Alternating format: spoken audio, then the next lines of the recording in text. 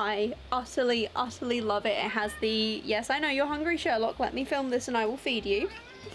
Hi, hello, buongiorno. My name is Annabelle from Annabelle Men's Antics, and today we're going to be making a rather large hair bow to go with my Ariel Kiss the Girl cosplay using leftover materials from the main shirt. To begin, I got my leftover blue linen that I used to make the shirt and gave it a good iron. Then I needed to at least get some idea of what I was doing, and so I watched Kirilee Cosplay's Waterfall bow tutorial, and oh dear, my camera seems to be sinking. I then grabbed some paper and I attempted, and trust me, attempted is the right word here, to draft a pattern for the bow tails. After several attempts at the curves I was at least happy enough to cut the top of the bow off and start folding my pattern to get an idea of the pleats. I made one last adjustment before finally cutting out my tails in what is essentially the shape of a fat croissant. That pattern was then pleated once more to check how it all looked, and more adjustments were made. Honestly guys, I thought this would be a lot easier than it was, and at this point I'm just grateful that I had a tutorial to follow, as oh boy, getting that correct shape I wanted was hard. And yes, of course, my finished hair bow pattern is included in the graded PDF pattern for Ariel on both my Ko-Fi and my Patreon shop if you guys want to make your own as well. Or you can just go follow Kirilee's tutorial. I will link it in the description down below, as girl is a legend. Anyway, the easiest way I found to shape each layer of the pleats ended up involving taping extra paper and drawing on the curves I wanted layer by layer. Now, knowing what cosplay and wig I wanted to wear this bow with, I knew size was important, and so to check the scale I set up my new wig head on my ironing board and added the unstyled wig onto it. I then pinned the bow tails on so that I could assess how it looked. And I am so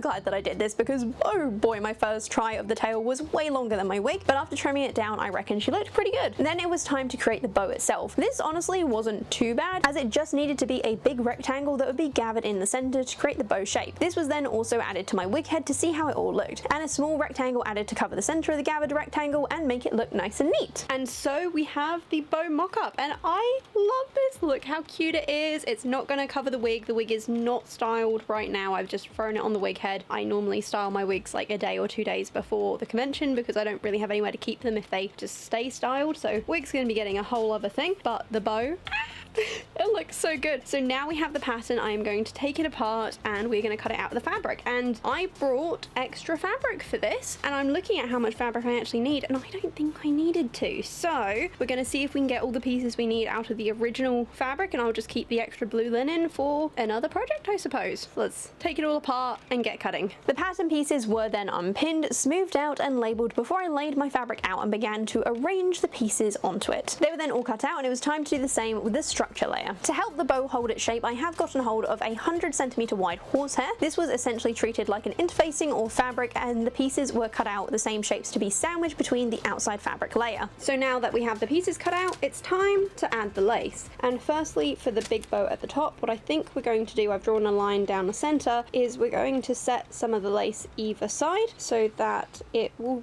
basically be shown off either edge of the bow. Hopefully this looks as good as I'm envisioning it. I'm only going to be doing the lace on the front just because, but fingers crossed, this ends up looking amazing. I measured how much lace I would need to use before using a blue pen to draw a line across the top of the embroidered portion and cutting it to size. The plain fabric was trimmed off as it was a little too wide. I then arranged the lace and pinned it to one side of the bow so that the seam could be hidden under the fabric. Next I stitched it on and ironed it flat so that the pieces would lay nicely before top stitching it to either side of the seam in order to help hold the lace in place. Then Ben made an annoying suggestion. Should I put lace on the bow tails? Unsure if this actually looked good, I pinned one up and took a photo and put it to vote on Instagram while I got on with the actual bow. Before adding anything else, I got some matching gold thread and tacked a small stitch at each high and low point of the lace to help hold it in place. Because of course guys, gravity is a thing. After that was to sew on the back of the bow, so I placed my fabric right sides together, pinned them in place and got stitching, leaving a small gap to turn it back the right way around of course. I then also stitched two pieces of horsehair together so that they could be turned inside out and act as a bit of a puffy pillow on the inside. Once that was done, I trimmed the corners off the linen and lace pillowcases before laying my horsehair pillow on it and tacking all the corners together to prevent them from floating around on the inside. And now it's time for the exciting part, turning it right way around.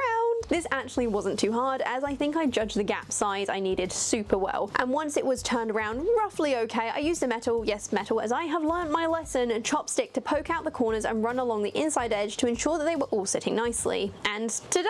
We have a very cute bow, which meant the only thing left to complete for this section was hand sewing up that gap at the bottom and running a top stitch along the center of the bow body to help all of those layers stay in place. I then took the piece that will be the center of the bow and stitched it into a tube before turning it the right way around. around and pressing it so that the seam I had just made was sat in the center back where it would not be seen. At some point I had also run a gathering stitch along the center of my bow, so I now gently tugged on it to help gather the center of my rectangle. Once it was gathered to my liking, I wrapped around the center of the bow and hand stitched the back of it in place. So the top bow is done, and I think that pretty much makes my decision as to which of these tails I'm going with, because the blue looks lovely, but it definitely doesn't compare to the gold, which really ties into the top of the bow, and it looks so cute. This came out exactly like I was picturing, and the horsehair has done exactly what I wanted it to, which is go a little bit hollow on the inside to give that bow a bit of extra poof without there being any random gaps. So overall, I am very, very happy with this. How we're going to attach it to this is probably going to be a lot of hand sewing, but that is a problem for after we have done the tails. I'm so happy. As a final touch for the top of the bow, I spread the ends and used glass pins to pin it in place on my ironing board to create a really nice shape before steaming it on quite a high setting. I did this to warm up the horsehair interfacing on the inside so that as it cooled down it would set into a slightly nicer shape, and of course this worked beautifully. For the tails, I started by removing the pins that had been holding them in shape on the wig head. I then took the lace and did a rolled seam along the raw edge, hand stitching it in place so that it was nice, neat and barely noticeable. Then I pinned the lace, fabric and horsehair in place before I started sewing. I even trimmed off the excess lace and clipped the curves. And have any of you guys spotted where I went wrong here? So I screwed up because this lace, and I've just clipped all of the edges, it is supposed to be in between the 2 layers of blue fabric. Why is it not in between 2 layers of blue fabric? Because honestly, I was just cruising, enjoying life, and now, yeah, I've clipped all the corners, slightly screwed up. Can we save this? Maybe? Really hope so. And there I was like, oh yes, I'm just about done, and no I am not just about done. So I'm gonna see what I can do. I might be able to save this and just do a slightly wider seam allowance. Not ideal, but if it works, fantastic. And so started a lot, and I really do mean a lot, of very, very careful unpicking, and it was at this point that I cursed myself for buying thread that matched this fabric so perfectly. I then very carefully put the lace between the layers of fabric, you know, where it should have been to start with, and pinned it in place. With that done, it was time to brave the sewing machine. To be on the safe side, I moved my needle to increase my seam allowance by about 1/4 centimeter and slowed it right down so that I could make sure I would sew below all the already clipped corners and not end up with a hole along one edge. And then it was time to see if it worked as I turned them right way around, with Sherlock's professional supervision, of course. Just look at this cute little ginger nugget. I had pinned the tails flat, but to make sure they stayed that way and to stop the horsehair from shifting on the inside, I ran a top stitch around the edge in a very nice matching thread. Then it was time to put in the pleats, and though doing the first one wasn't too bad, getting them paired up to match was a little challenging. I'm also well aware that I fudged up the camera angle here and oops. Anyway, once the folds were even, they were pinned into place, and oh my god, did these look so good. I then used the iron on a hot setting while giving maximum steam to heat up the tails so that again they could cool down and the horsehair could set in place and keep them in shape. And if I thought they looked good before, well, just look at them now. Once they were set, I stitched on a piece of fabric at the top, setting them at an angle so they would sit naturally how I wanted, to allow me to attach the hair comb, which was then hand stitched on. And once that was done, well, it was time to also hand stitch on the top of the bow, of course, and yes, this was definitely as fiddly as it looked. After that, the only thing left was to remove the pins that I had left in to keep the pleats out of my way as I sewed. Is this wig styled? Absolutely not. But you know what it does have? A really cute hair bow. Oh my gosh, this is so good. I utterly love it. It has the, yes, I know you're hungry, Sherlock, let me film this and I will feed you. It has the perfect puff that I want. Now that the horsehair has cooled, everything is being held nicely in place with the waterfall pleats, and I just realised I missed a pin there. So 10 out of 10, really pleased, incredibly excited to wear this next week. So this is it, guys. We've made a bag, we've made the shoes, we've made the hair bow. Let us have a grand reveal of this outfit all together. And this gorgeous hair bow, I cannot wait to wear this gorgeous hair bow. I might have to just like find some way to hang it on my wall permanently, because this thing is like a work of art. Is it perfect? Definitely not, but for a first try, I am so happy and so proud of how this turned out.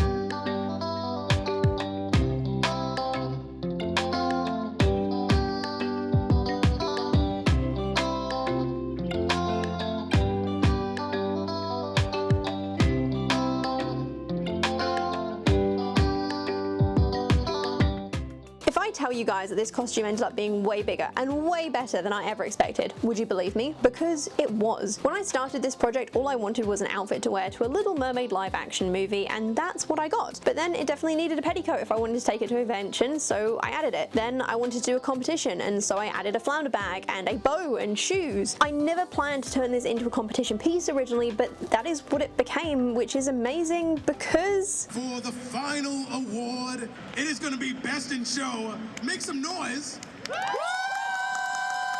What's up? Off the forest, who is Best in Show today? It was kind of a unanimous decision. Every now and then you get a cosplayer, comes along, and the quality of what they've made stands out. The details, the thought they've put into it, the materials used, just everything. We all were like, this is the one. Sometimes a simple looking cosplay can be really deceiving once you start looking closer and you look at construction and you look at all the beautiful things that they've done that you don't always see. Absolutely unanimous decision for us. The winner of the Best in Show is Annabelle Cosplay.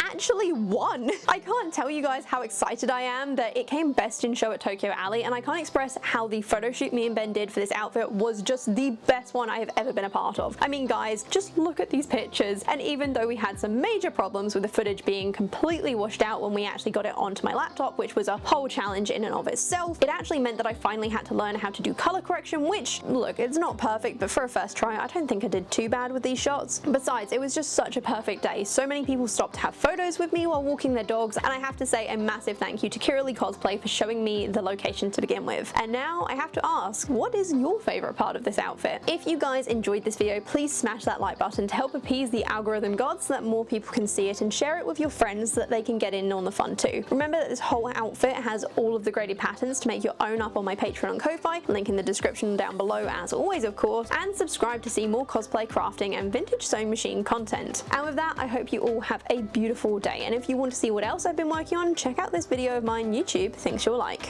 An extra big thank you goes out to my patrons who make these videos possible: Canuck Nancy 42, Chandrila Webster, Anna, Ganny Meadows and Kelly Nelson. I hope you guys enjoyed early access to this video, and as always I couldn't run this channel without you and your awesome support. If anyone else also wants to join the Patreon, please check out the link in the description down below, and until next time, have a beautiful day.